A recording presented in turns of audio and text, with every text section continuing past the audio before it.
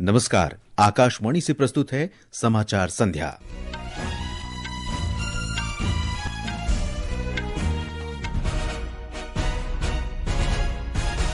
मुख्य समाचार। सरकार ने विपणन सत्र 2025-26 के लिए कच्चे जूट का न्यूनतम समर्थन मूल्य 315 रुपए बढ़ाकर 5,650 रुपए प्रति क्विंटल किया। प्रधानमंत्री नरेंद्र मोदी ने कहा, बेटी बचाओ बेटी पढ़ाओ पहल ने लाखों लोगों को प्रेरित किया और महिलाओं को भारत की प्रगति में सबसे आगे रखा। डेमोक्रेटिक नेतृत्व वाले 22 राज्यों ने अमेरिका के राष्ट्रपति डोनाल्ड ट्रंप के जन्म से नागरिकता समाप्त करने के आदेश पर मुकदमा दायर किया। कोलकाता के ईडन गार्डन्स में 5 मैचों की श्रृंखला के पहले T20 में इंग्लैंड ने भारत को 133 रन का लक्ष्य दिया। और इंडोनेशिया मास्टर्स बैडमिंटन टूर्नामेंट में पीवी सिंधु महिला सिंगल्स के पहले दौर में हारकर बाहर। समाचार संध्या के साथ मैं देवेंद्र त्रिपाठी।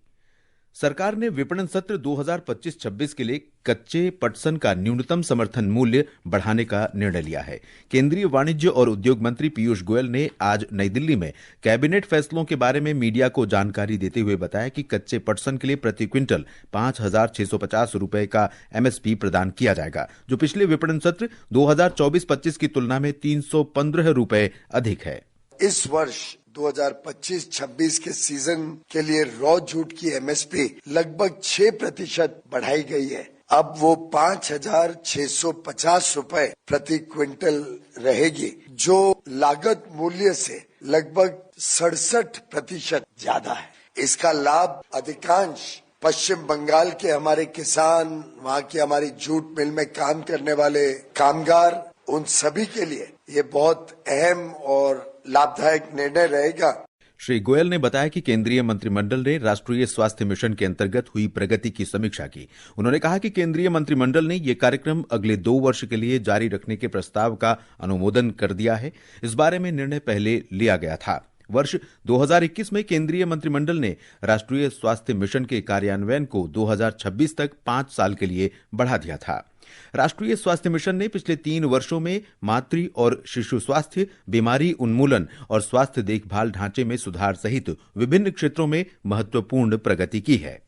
राष्ट्रीय स्वास्थ्य मिशन ने वित्तीय वर्ष 2021 से 2024 के बीच 12 लाख से अधिक अतिरिक्त स्वास्थ्य कर्मियों को शामिल किया है। इस मिशन के तहत देश भर में लगभग 220 करोड़ कोविड वैक्सीन की खुराक दी गई। 1990 के बाद से मातृ मृत्यु दर में 83% की गिरावट आई है, जो वैश्विक गिरावट 45% से अधिक है। 2015 में प्रति 1 लाख जनसंख्या पर टीबी के मामले 237 से घटकर 2023 में 195 हो गए हैं और इसी अवधि में टीबी मृत्यु दर 28 से घटकर 22 हो गई है। भारत ने खसरा रुबेला टीकाकरण अभियान में 97.98% कवरेज हासिल किया है। इस मिशन के तहत राष्ट्रीय स्किल सेल एनीमिया उन्मूलन मिशन सहित कई नई पहल भी शुरू की गई। पल्लवी परमार के साथ अक्षित वैद्यान, आकाशवाणी समाचार, दिल्ली। प्रधानमंत्री नरेंद्र मोदी ने बेटी बचाओ बेटी पढ़ाओ अभियान के 10 वर्ष पूरे होने के अवसर पर कहा है कि इस अभियान में समाज के सभी वर्गों की भागीदारी रही है। उन्होंने कहा कि इस अभियान से स्त्री पुरुष के बीच का भेद कम हुआ है और बालक बालिकाओं की शिक्षा और करियर के लिए उचित वातावरण तैयार हुआ है। प्रधानमंत्री ने यह भी कहा कि इस अभियान से उन जिलों में भी लड़के लड़कियों के अनुपात में सुधार हुआ है जहां पारंपरिक रूप से इसमें काफी अंतर होता था। हरियाणा की महिला एवं बाल विकास मंत्री श्रुति चौधरी ने कहा है कि बेटी बचाओ बेटी पढ़ाओ कार्यक्रम राज्य में मील का पत्थर साबित हुआ है। इस योजना ने प्रदेश में बेटियों के प्रति सकारात्मक सोच पैदा की है और उन्हें हर क्षेत्र में आगे बढ़ने के लिए प्रोत्साहित किया है। आज हरियाणा की बेटियां हर क्षेत्र में आगे बढ़ रही हैं और अपनी मेहनत तथा बुद्धिमत्ता से इतिहास रच रही हैं। आकाशवाणी का समाचार सेवा प्रभाग आज अपने साप्ताहिक कार्यक्रम चर्चा का विषय है में बेटी बचाओ बेटी पढ़ाओ अभियान के 10 वर्ष पूरे होने पर चर्चा प्रसारित करेगा। इसे रात 9:30 बजे से आकाशवाणी गोल्ड चैनल और अतिरिक्त मीटरों पर सुना जा सकेगा। ये समाचार हमारी वेबसाइट newsonair.gov.in और हमारे न्यूज ऑन एआईआर ऐप पर भी उपलब्ध हैं। समाचार संध्या में आपका फिर स्वागत है। दिल्ली विधानसभा की 70 सीटों के लिए प्रचार जोरों पर है। भारतीय जनता पार्टी, आम आदमी पार्टी और कांग्रेस के प्रमुख नेता अपने उम्मीदवारों के पक्ष में प्रचार कर रहे हैं। भाजपा के वरिष्ठ नेता और प्रधानमंत्री नरेंद्र मोदी ने आज भाजपा के युवा कार्यकर्ताओं से मिलकर 5 फरवरी को होने वाले चुनावों के लिए उन्हें प्रेरित किया। आम आदमी पार्टी के संयोजक अरविंद केजरीवाल ने आज कई रैलियां की। पंजाब के मुख्यमंत्री भगवंत मान ने भी रोड शो किए। त्रिलोकपुरी इलाके में एक रैली को संबोधित करते हुए अरविंद केजरीवाल ने आरोप लगाया कि अगर भाजपा सत्ता में आई तो वह लोगों को पानी और बिजली पर दी गई सब्सिडी रोक देगी।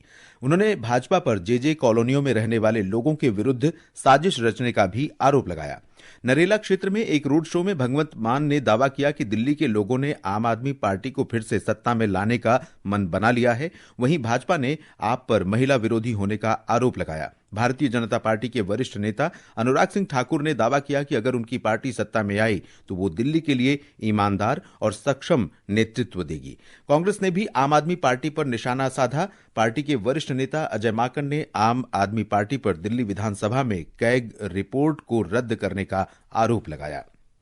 भारतीय जनता पार्टी के वरिष्ठ नेता और प्रधानमंत्री नरेंद्र मोदी ने आम आदमी पार्टी की कड़ी आलोचना करते हुए आरोप लगाया है कि वो दिल्ली विधानसभा चुनाव में अपनी हार देखकर हर रोज नई घोषणाएं कर रही है। श्री मोदी ने सत्ताधारी पार्टी पर आरोप लगाया कि वो राष्ट्रीय राजधानी में लोगों के लिए पानी जैसी बुनियादी जरूरतें पूरी करने में विफल रही है।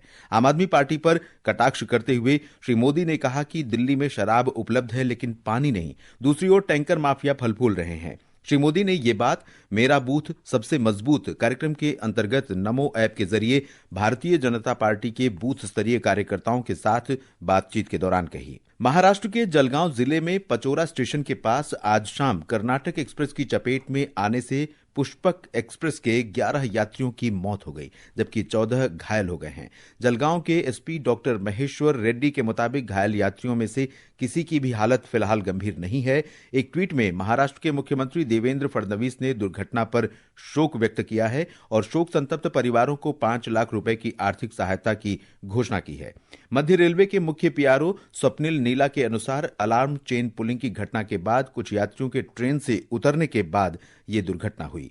उपराष्ट्रपति द्रौपदी मुर्मू और केंद्रीय गृह मंत्री अमित शाह ने महाराष्ट्र के जलगांव में रेलवे ट्रैक दुर्घटना में यात्रियों की मौत पर शोक व्यक्त किया है।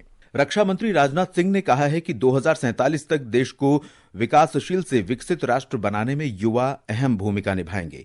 वे आज केरल के अलपुझा जिले के मावेलिक्कारा में विद्याधिराज विद्यापीठ सैनिक स्कूल के उद्घाटन अवसर पर आयोजित एक समारोह को संबोधित कर रहे थे। उन्होंने कहा कि देश हर क्षेत्र में आत्मनिर्भरता की राह पर तेजी से आगे बढ़ रहा है। भारत मोबिलिटी ग्लोबल एक्सपो 2025 में असाधारण भागीदारी देखी गई है। इस प्रदर्शनी में 5 दिनों में 8 लाख से अधिक आगंतुकों और 1500 से अधिक प्रदर्शक शामिल हुए। ऑटोमोटिव और मोबिलिटी सेक्टर में अत्याधुनिक नवाचार प्रदर्शित करने वाले 6 दिवसीय एक्सपो का आज नई दिल्ली के भारत मंडपम में समापन हुआ। आकाशवाणी समाचार से विशेष बातचीत में वाणिज्य और उद्योग मंत्रालय के अपर सचिव राजेश अग्रवाल ने बताया कि संस्करण में आने वालों की संख्या में 6 गुना की वृद्धि हुई है। The overall participation of exhibitors has doubled, the area has also doubled and visitors participation has gone more than 6 times. Akashvani समाचार से बातचीत में आगंतुकों ने प्रदर्शनी, प्रबंधन और कारों के बारे में अपने अनुभव साझा किए। मेरा नाम आमिर है और मैं ऑटो एक्सपीरियंस करने के लिए आया था इस चीज़ को, और जो मेरा शौक है इस चीज़ को देखने का, मेरी पसंदीदा गाड़ियाँ जो भी अलग अलग ब्रांड्स और सारी चीज़ें रही, तो मैं उसे कवर करने के लिए आया और मैंने बहुत चीज़ सीखा और समझा और एक्सपीरियंस मुझे काफ़ी अच्छा लगा। गणतंत्र दिवस परेड की तैयारियां जोरों पर हैं। कर्तव्य पथ पर कल फुल ड्रेस रिहर्सल होगी। परेड रिहर्सल सुबह 10:30 बजे विजय चौक से शुरू होकर लाल किले तक जाएगी। दिल्ली पुलिस के अनुसार परेड विजय चौक से शुरू होगी और कर्तव्य पथ सी हेक्सागन, नेताजी सुभाष चंद्र बोस प्रतिमा, तिलक मार्ग, बहादुर शाह जफर मार्ग और नेताजी सुभाष मार्ग से होते हुए लाल किले तक जाएगी। दिल्ली पुलिस के अनुसार रिहर्सल के दौरान दिल्ली मेट्रो रेल सेवाएं यात्रियों के लिए उपलब्ध रहेंगी और सभी स्टेशन जनता के लिए खुले रहेंगे। जम्मू कश्मीर में राजौरी जिले के बढ़ाल गांव में एक रहस्यमयी बीमारी के 3 और मामले सामने आए हैं। प्रभावित मरीजों को बेहतर उपचार के लिए स्थानांतरित किया जा रहा है। आकाशवाणी जम्मू संवाददाता ने बताया है कि कल एक 25 वर्षीय युवक में इस रहस्यमय बीमारी के कुछ लक्षण पाए गए, जिसे बाद में जीएमसी जम्मू ले जाया गया, जहां से उसे पीजीआई चंडीगढ़ स्थानांतरित किया गया। अमेरिका में डेमोक्रेटिक समर्थक राज्यों और नागरिक अधिकार समूहों के एक गठबंधन ने जन्म से नागरिकता समाप्त करने की राष्ट्रपति ट्रंप की योजना को लेकर उनके खिलाफ मुकदमे दायर किए हैं। ये मुकदमे कोलंबिया जिले और सैन फ्रांसिस्को शहर के साथ साथ 22 डेमोक्रेटिक नेतृत्व वाले राज्यों ने बोस्टन और सिएटल की संघीय अदालतों में दायर किए हैं। ये समाचार आकाशवाणी से प्रसारित किए जा रहे हैं।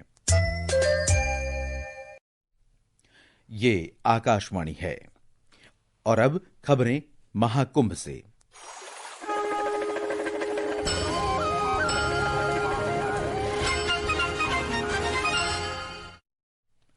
उत्तर प्रदेश सरकार ने राज्य में विकास को बढ़ावा देने के लिए आज परिवर्तनकारी योजनाओं को मंजूरी दी। मुख्यमंत्री योगी आदित्यनाथ की अध्यक्षता में अरैल क्षेत्र के त्रिवेणी संकुल में हुई बैठक में यह निर्णय लिया गया। मीडिया को संबोधित करते हुए उन्होंने कहा कि मंत्रिमंडल ने राज्य राजधानी क्षेत्र SCR की तर्ज पर प्रयागराज चित्रकूट विकास क्षेत्र के विकास को मंजूरी दी है। प्रयागराज के महत्व को आप देख रहे हैं। वैश्विक मंच पर इस समय हमारा प्रयागराज छाता हुआ दिखाई दे रहा है। जिस श्रद्धा के साथ पिछले एक सप्ताह के अंदर 9.25 करोड़ से अधिक श्रद्धालुओं ने संगम में आकर के पावन स्नान का आनंद लिया है, अनुभूति की है, वह अविस्मरणीय है। लखनऊ और उसके आसपास के जनपदों को मिलाकर के एक डेवलपमेंट का प्लान बनाया है। ऐसे ही प्रयागराज और चित्रकूट को मिलाकर के एक डेवलपमेंट रीजन यहाँ पे हम डेवलप करेंगे। महाकुंभ मेला क्षेत्र में हुई मंत्रिमंडल की बैठक में मंत्रिमंडल ने हाथरस, बागपत और कासगंज जिलों में पब्लिक प्राइवेट पार्टनरशिप यानी PPP मॉडल के तहत मेडिकल कॉलेज चलाने के लिए बोलीदाता के चयन के प्रस्ताव को भी अपनी मंजूरी दे दी है। एक रिपोर्ट। मंत्रिमंडल की बैठक के दौरान प्रयागराज से अन्य क्षेत्रों तक संपर्क बढ़ाने के उद्देश्य से प्रमुख परियोजनाओं को भी मंजूरी दी गई। इसमें प्रयागराज से मिर्जापुर, भदोही, वाराणसी, चंदौली और गाजीपुर तक गंगा एक्सप्रेसवे का विस्तार शामिल है। यह विस्तारित मार्ग पूर्वांचल एक्सप्रेसवे से जुड़ेगा, जिससे क्षेत्रीय संपर्क बढ़ेगा। इसके अलावा वाराणसी, चंदौली और सोनभद्र जिलों को जोड़ने के लिए एक नया लिंक एक्सप्रेसवे विकसित किया जाएगा। मुख्यमंत्री ने यमुना नदी पर सिग्नेचर ब्रिज के समानांतर एक नया 6 लेन का पुल बनाने के प्रस्ताव को मंजूरी देने की घोषणा की। इसके अलावा प्रयागराज, वाराणसी, मिर्जापुर, जौनपुर और गोरखपुर के बीच संपर्क बढ़ाने के लिए सलोरी, हेत्तापट्टी और झूसी को जोड़ने के लिए 4 लेन वाले पुल को मंजूरी दी गई। मंत्रिमंडल की बैठक के बाद योगी आदित्यनाथ अपने मंत्रिपरिषद के सदस्यों के साथ त्रिवेणी संगम गए और पवित्र स्नान किया। आनंद कुमार, आकाशवाणी समाचार, प्रयागराज।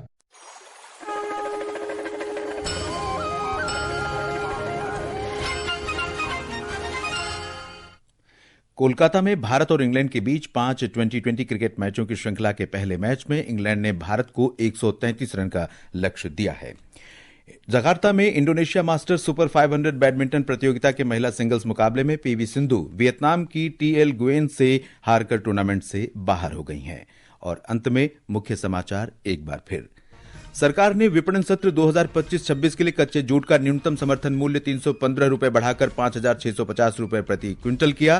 प्रधानमंत्री नरेंद्र मोदी ने कहा, बेटी बचाओ बेटी पढ़ाओ पहल ने लाखों लोगों को प्रेरित किया। महाराष्ट्र के जलगांव जिले में एक दुर्घटना में 11 लोगों की मौत। डेमोक्रेटिक नेतृत्व वाले 22 राज्यों ने अमेरिका के राष्ट्रपति डोनाल्ड ट्रंप के जन्म से नागरिकता समाप्त करने के आदेश पर मुकदमा दायर किया।